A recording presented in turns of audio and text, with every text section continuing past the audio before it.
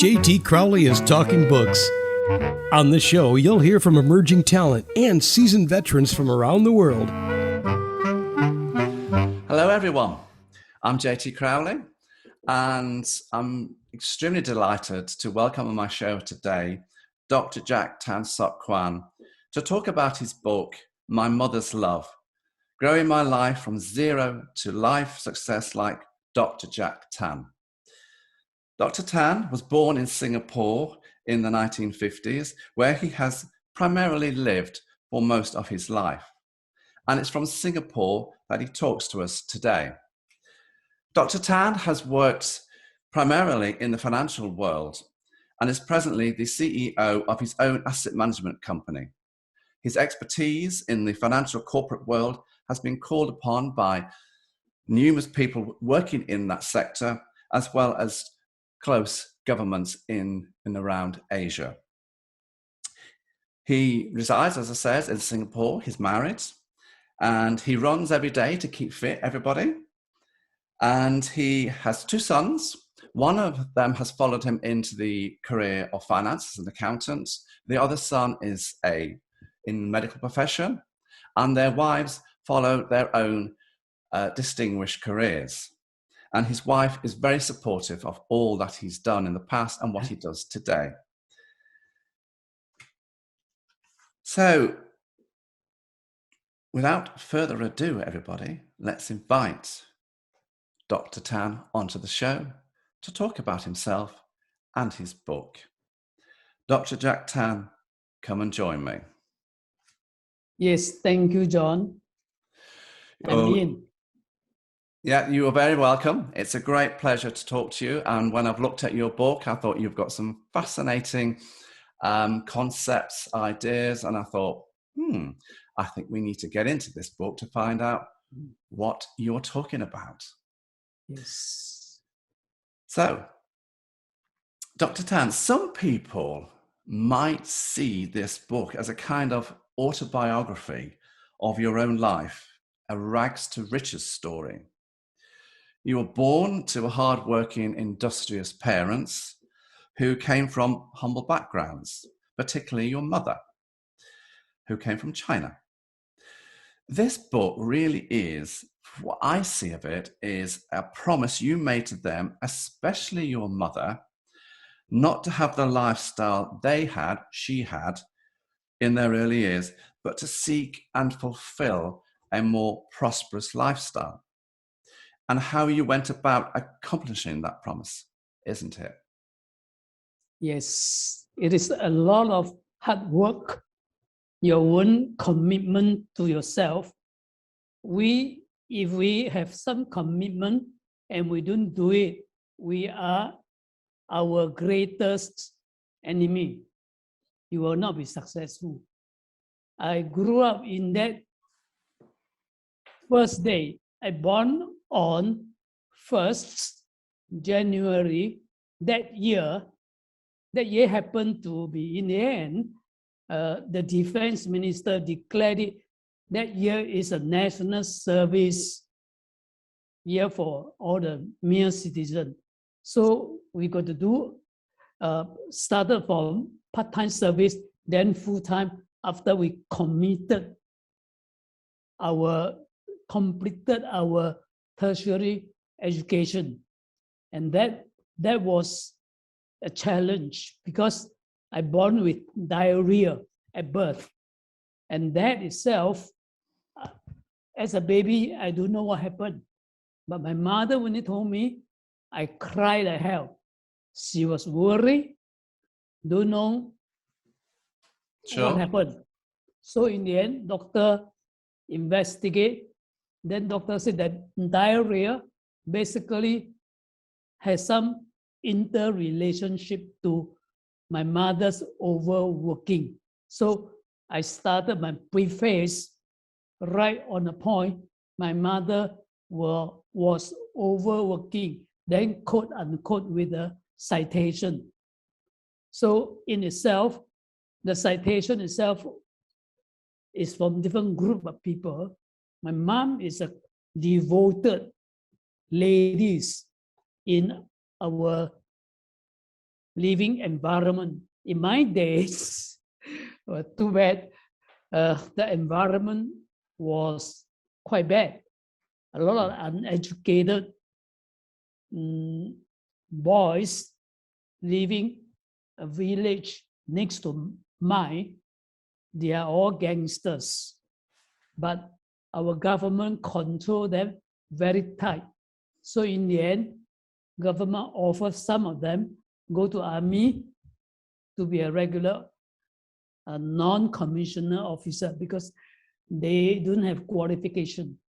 So we started was enlisted into serving our national service as a recruits. Very tough. They abuse their authority, and those I would want to disclose because if I do have people support and they want to read, I will write a book on my 2.5 years in national service. You must learn how to protect yourself and protect the country. It's a contribution to the country. Likewise, when I was writing this book, it was supported by one banker, one chartered accountant. He said, you must finish it. You have been surveyed in Beijing on 15 November 2019. You were invited by Tsinghua University. They didn't even know you, but they invited you because they checked my profile on LinkedIn platform, and they saw, they decided they get me. So your childhood, Dr. Tan, was quite interesting because yes, you had to go to school, but at the same time, when you came after school, yes, you had to go and work on the wet markets, with your parents, because that's how life was back in those days, wasn't it? You had to balance that is not life. I don't work in the wet market. We are the wholesaler. All right. So the spring sprouts processors, it takes about 4 days. And then you got to make sure water are clean, otherwise everything is gone. So the process was very demanding, and I got to work and got to try to memorize everything without a book. So I created a method that's suitable for myself, determination, set a goal, and then without books, try to memorize what you learn from school. So actually, it enhances my memory. I understand that one. I really do. This book is about the two objectives you set out to be the backbone of your life, underpinned by 9 principles. Can you briefly tell us what those 2 objectives are, where, and there's why only are they one so goal. fundamental to your life? Yeah, there's only one goal. Goal is quantitative. Then with that goal, you attach to qualitative. The quantitative is you must complete your tertiary education. In the end, work for a doctorate degree from a good university. I finished my MBA when I was in banking, was very busy, but I finished the banking. Surprising, I got the MBA from the University of Hull, that's in UK, with full distinction, 12 subjects, all distinction, including the master's thesis. The supervisor professor praised me a lot. I said, no need praising. I'm just doing my job to acquire the knowledge. So acquiring knowledge, in this case, you need determination. So that goal is you be a very determined person. Never say give up. Then the 2 objectives attached to it. One, I want to save as much as I can. But my dream career is banking and finance. So that was a determination that I want to do. Then followed by the rest of all together, add up together, 9 life principles. I'm That going to was come to them later. Yeah, that was actually trying to train me to achieve the goal. And when I say zero, meaning I have nothing. No, you set out with nothing. That's why I say to people here, it's a little bit of a rags to riches story, this book is, everybody. Yes. Now, the cover is quite interesting, isn't it? Yeah, it's very poignant. It's beautiful. It's of a butterfly. But the butterfly image is a nod to the butterfly cocoon concept you talk about in your book in chapter 2. Yes. Can you quickly enlighten everybody as to what this concept is and why it was so relevant to you yourself in your life? All right. I have a balcony at the gate, enter into my house, and there's a space I put a lot of plants. And then every Chinese New Year, I buy those plants that actually is small little oranges kind of plant. Then butterfly in the end will all come here to lay eggs. Then in the process, I see, oh, the eggs transform into a cocoon. Then I count the cocoon will take about 2 weeks. There was one incident. I felt very sorry. The cocoon came out as a butterfly, but I think due to that, I suppose the development wasn't 100% perfect. So it was deformed in a way that the butterfly came out, but the wing, one of the wing affected, so the butterfly could not fly. That is a risk. So that from there, I think my life is like a butterfly. I was born with diarrhea, and my mom was so worried. What happened? So in the end, after the investigations, doctors are very committed. That's why my second son wanted to study medicine. I let him go. I said, go ahead, because you need to contribute. I supported him. Then the wife is also a doctor, but it's psychiatry. So I said, all of you set a very good platform for your children. Education and educate them. Teach them in 2 languages. I myself speak 2 languages. And they are? They are, the little problem is the tendencies, they speak more English than Mandarin. They are not like this Happy Rogers, Jim Rogers' children. He's American, relocation from New York to Singapore in 2007, 1 year before the crisis. So he settled down, sent the daughter to the local school, very famous Nanyang Girls' School. So today, she speaks perfect 2 languages. I think her Mandarin is better than mine. So that is the process of transforming a life. Yes. So Jim Rogers was very smart. He was an odd one out. He was the only American believe in Putonghua or Mandarin is a future commodity. He wanted the 2 daughters to learn that. Then the 2 daughters now speaks very well.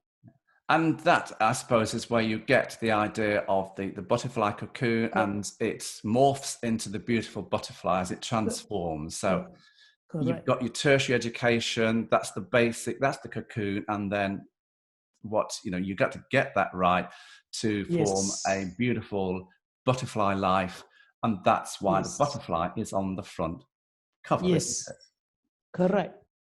it? We've talked about the objectives, we've talked about the cover, why it was so poignant, because it's all relevant. And as I said earlier, these objectives were underpinned by 9 principles. Yes. And each one of these principles forms one of the 9 chapters in the book, everybody. Correct. And when you look at this book, the chapters start off with stating what that principle is. It then goes, Yes. Dr. Chan then takes it on to what the theory, the thinking behind that principle was. And at the end, in some of these chapters, he either summarizes or gives an overview, or on some chapters, he actually lists the achievements that he's done at the very ending. Why did you set these chapters out in that fashion? All right, because it is a whole concept, not misconception, whole concept of a boy born in a not rich family and go to help parents to support the business. And every day I go to spend 4 to 5 hours. So you just imagine 4 to 5 hours. I cannot read books, I cannot practice. So what I told you earlier is I use memorizing method. So while I was washing, cleaning the spring sprout to make sure they're okay, very clean, in the process, it's about 4 to 5 hours. I use that 4 to 5 hours. That is called the scarcity of resources, time resources, to sort of support me from lacking of time. So I found a solution, and the solution lead to all those principles by chapters. By the end of it, I offer a takeaway. It's called asset and liability management model. The theoretically speaking, you really need to have that. But practically speaking, how do you do it? I use in the end, every year I come up with 1 goal, 2 objectives. So that itself, I put them all into a photo album. So I call it resolution photo album. I'm coming to that. Yeah, I did not know it's already 50 years. So I said, goodness me, that determination is called not a, if you don't have a persistency, belief, or you're committed, then you will fail. So I will, in the whole process, every chapter, by the end of it, conclusion lead to next chapter. So they are connected. They are not separated. Indeed. They are indeed. It's very cleverly done, everybody. Yeah, I purposely say conclusion, then this conclusion, you achieve this, lead to next chapter, then you will continue to establish your character, and your endurance element will come in. But I do talk about motivation, because motivation is no need to say you got to be motivated to do all that. So that book is not about motivation. However, you see, the action I have in itself is, if this guy, Dr. Tan, is not motivated, he won't be today like that. And I saw all this in my model, and my 2 sons take me as a role model. That's why they achieve very well. I'm very happy for them. So yeah, you touched on this, and everybody, Dr. Tan talks about throughout the book, his life resolution album. Was this your kind of reference document as a means of checking that you were achieving the measures you set yourself out, the targets that you set for yourself? every year I use PowerPoint. I summarize everything, then midpoint put in PowerPoint. What is the expected results?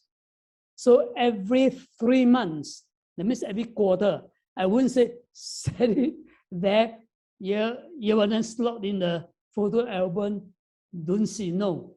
Every 3 months I will check, oh, there's a gap, how to find remedy action. So in the end, I have remedial action to overcome the gap. So that itself is actually managing the gap.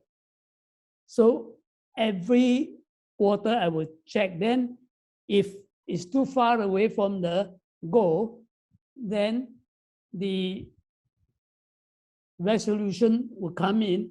I got to modify the resolution.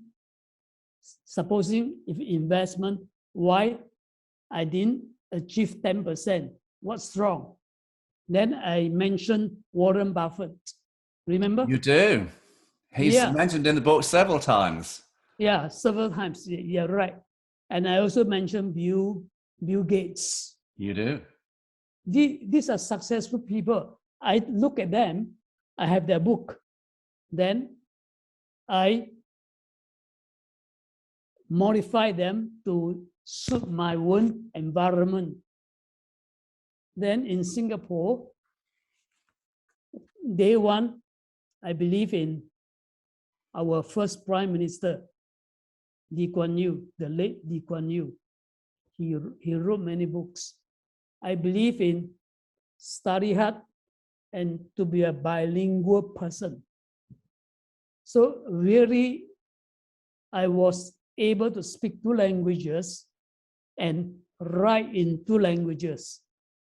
Because the book is available, yes. It's in English and it's in Mandarin. In Mandarin. Mandarin, I aim for about 1.8 billion people in the world. China, yeah. China is one of them, and all other Southeast Asia, Indonesia, many of them only read Chinese. Yes. So therefore, I got to Mandarin. cater for them. Yeah. Not Mandalay, that's another place. Yeah. So in itself. That was a Freudian slip. Yeah. In itself, the process was very challenging. Every chapter, when I finish, my tears drop. I cannot control my tears. The tears will just automatically come down. It's so emotional. In itself, I write. If you don't write emotionally, it's not going to come across in your book. Yes. You have to put feelings into it. Yes. That's why I also keep something for people to guess. I only say I was born 1st January that year. So I know. What year? I create a curiosity for most of the people, but by the end of it, I only use indirect way that our Defense Minister, Dr. Goh Keng Swee, decided that year is a national service. Good. People. So obviously we also suffer, but that suffer take 2 extreme. Everything there's a positive and negative. I take the positive side. I want to move on here a little bit, and you've mentioned the word positive. When I look at your book, you talk about loneliness quite a bit in your book. Are you talking about loneliness in a specific manner here, like in isolation, or are you bringing in here depression, mental health, underlying issues, loneliness banner? Is this something you've personally experienced, or you give the impression in the book that the way to deal with this issue is to surround yourself with positive people, positive attitudes, avoid negativity? Is this you? Yes, this is me. This is me. I told you the surrounding area a lot of gangsters in those days. I do not want to mingle with them. So I only mingle with those people who wanted to study. I will share with them. Then a lot of encouragement is what I call self-discipline. If you don't have self-discipline, you will not succeed in the end. And you want to have pinnacle of success, very difficult. But I did it. That's why I mentioned that. I want to, you mentioned something here about success. Success, Dr. Tan, for me, comes in many guises. One person's measure of success is different or quite different to somebody else's. Yes. So for somebody, some person's success might be financially. For other people, it might be emotional. It might be for other people having good health, all sorts of reasons. Yes. Is success for you measured in financial success, or is it a combination of things? Health, family as well? It's a combination of holistically that money is not everything, but health decide your future. Then I can write strong brain. If my brain cells working very well, meaning I'm healthy. So if I don't exercise my brain cells, then I'm not giving exercising opportunity to my brain. So and he runs every day, everybody. Oh yeah. He runs every day. 5 kilometers. 5 kilometers. There you go. Yeah. I think you wrote this book almost as a personal touch to your late mother. And you mention in the book the demise of your mother, with dementia. And it was something that you and your sisters initially failed to pick up upon. And that it was your younger brother who pointed out the situation. Yes. And I get the feeling that you talk about this in the book because you want to remind people, because you were so busy dealing with your own life, dealing with finances, dealing with that, you didn't see this. And I think you've put this in the book to remind people work-life balance. Am I right? Yes. I started with work-life balance because taking my mother as an example, she overworked. Obviously, those days she was young, about 30 years old, but she's very devoted. That's why I take her as my role model. Then eventually I see, we cannot be our own enemy. We got to keep ourselves fit, positively, develop a positive attitude. Otherwise, you can't achieve. That's why I set a goal only. The goal is successful in education. Then what are the objectives? Objective is going to financial services, banking and finance area. And then your income will be, you got to spend less on the income. Similar benchmark on Warren Buffett. He said, spend below your income, but nobody. And I get also your mother taught you that as well, didn't she? Yes. And your father. Yes.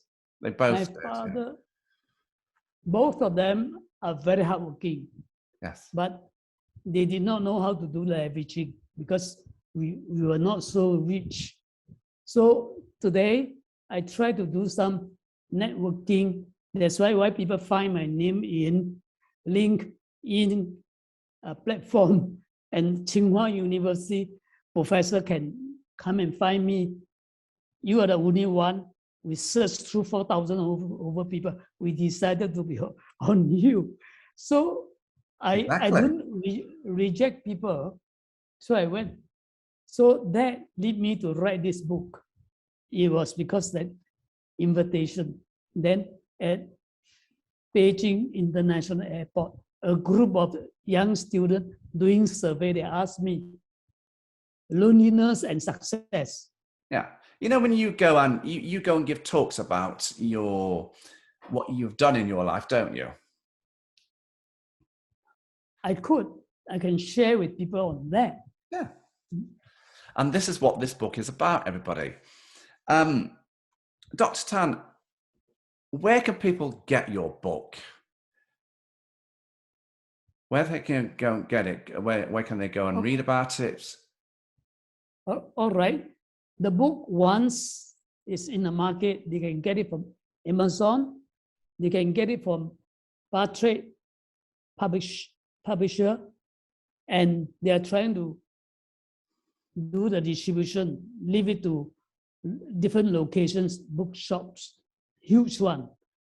I say, I'm just trying to share this one with people.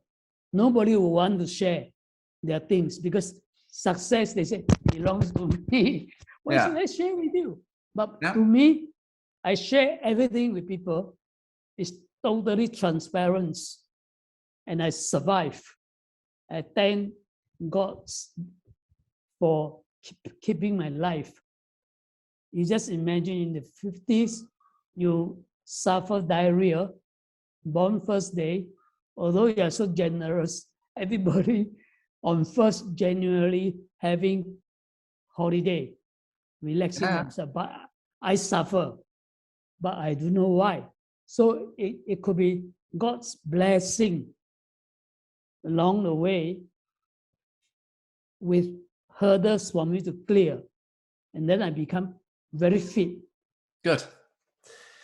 Dr. Jack Tan, it's been a huge pleasure talking to you about your book. And as I said, everybody, it's a kind of an autobiography of his like rags to riches story of how he's achieved coming from a very humble background to where he is today, being a CEO of his own asset management company. And the book sets out how he's done it. And his main target in life was set out by 2 objectives, and it's all underpinned by the 9 principles. And each chapter in this book talks about those 9 principles in a set fashion. He states the principle, he explains the principle, and then he summarizes it at the end. And this is what this book is about. But it's a promise. This lifestyle of his is a promise that he made to his parents, particularly his mother, not to have the same lifestyle as they had, to have a different lifestyle, and to pass that lifestyle on to his own family in the future. So it leaves me to say, thank you so much, Dr. Tan. And go and have a look at his book, everybody. So Dr. Jack Tan Sok Kuan, thank you so much for coming on my show. And I would just like to thank also Julius Artwell of Partridge Publishing for putting us in contact and arranging this interview. It's been a huge pleasure. Thank you, Julius. Well, as I say at the end of each week, when I do the podcast, I'm JT Crowley. Thanks for listening, watching, wherever you are in the world. Stay safe. Until next time.